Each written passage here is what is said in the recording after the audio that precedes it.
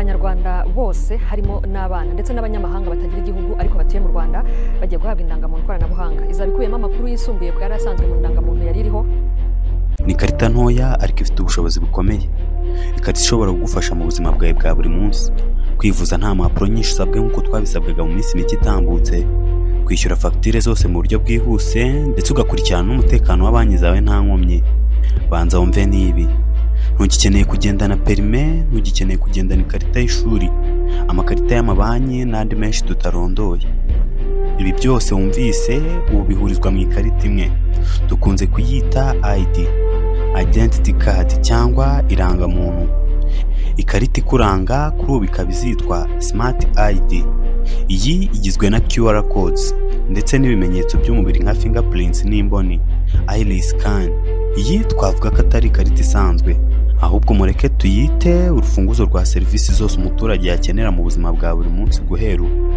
Iyi karita izagufasha byinshi haba mu buvuzi, uburezi, ubucuruzi ndetse no muri serivisi za leta n'ibindi byinshi cyane. Ndabasabye munyemerere turebere hamwe icyo Smart ID ari cyo, ibyo izagikora n'aho izaba itandukaniye n'irangamuntu mwari mumenyereye. Iyi ni ikarita imwe ariko ifite ubushobozi bwo gufasha umuturage kugera kuri serivisi zose: kwishyura imisoro, kwivuza, kwiyandikisha mu mashuri, gufungura amakonti muri banki n'ibindi. Iyi rangamuntu koranabuhanga ntabwo bizabisaba kuyigendana. Igihe utayigendanye uzaba ufite code ushobora kuba uzi wowe ku giti cyawe twaguhaye, cyangwa iri kuri telefone yawe igendanwa, kuko tuzatanga uburyo bw'uko ushobora kubona ifite kuri telefone igendanwa. Ubu intambwe ya mbere ni ugushyira amakuru yawe muri systeme z'ikoranabuhanga. Umuturage azajya ajya ahabugenewe bafata ifoto ye, fingerprints na iris scan cyangwa imboni y'ijisho. Ibi byose bizajya bibikwa mu buryo bwizewe, bitume nta muntu ushobora gukoresha amakuru yawe atabifitiye uburenganzira. Nyuma yo gukusanya aya makuru kandi, Smart ID irasohorwa ikaba ikarita yuzuyeho ibimenyetso by'ikoranabuhanga nka microchip, QR codes ndetse na biometrics data. Kandi icyiza kirushijeho ni uko utazaba ukeneye kuyigendana. Niyo waba utayifite wahabwa serivisi yose waba ushaka hifashishijwe imibare y'iyi karita, kubera ko iyi mibare wayifata mu mutwe cyangwa ukayandika muri telefone yawe. Ibibazo ngo wibwa ibyangombwa byawe byakemutse, kubera ko ntuzongera kwirukanka imisozi n'iyindi ngo wibwe ibyangombwa byawe ushaka ibindi. Ubu iyi karita nubwo waba utayifite, bazajya bafata ibikumwe byawe cyangwa bafotora imboni y'ijisho yawe. System ihita yerekana amakuru yose kuri wowe, haba uruhushya rwo gutwara ibinyabiziga, amakarita ya banki n'ibindi byose waba ukeneye. Mvugira uti hehe no kuvunika, ya mitwaro twahoranaga yo kugendana ibyangombwa yavuyeho. Hari benshi nawe uri kunyumva ushobora kuba urimo, abagiye barazwa rwa ntambi mu maboko atari ayabo bazira kutagendana ibyangombwa. Navuga ko ibi bitazongera.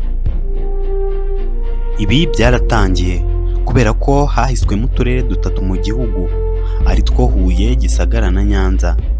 NIDA yatangaje ko abaturage basabwe kuzajya baza ahabugenewe hatangirwa imyirondoro bitwaje ibi: indangamuntu yabo ya mbere, nimero z'irangamuntu z'ababyeyi ku bana bato, nimero y'uwo mwashakanye ku barushinze ndetse na nimero y'ifishi cyangwa application number ku bana batarafata indangamuntu yabo ya mbere.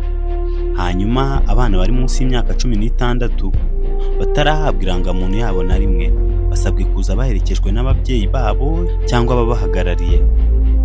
Annette Umugwaneza, umukozi ushinzwe itumanaho muri NIDA, yavuze ko uturere nka Nyanza, Huye na Gisagara twatoranijwe kubera ibihe byiza by'ikirere, bikaba bizafasha ibikorwa mu rwego rwo hejuru mu gihe cy'imvura. Yanongeyeho kandi ko abakozi 1144 bazakoreshwa muri iki gikorwa cy'ikusanyamakuru bafite ibikoresho by'ikoranabuhanga bifata amafoto n'ibikumwe byabugenewe.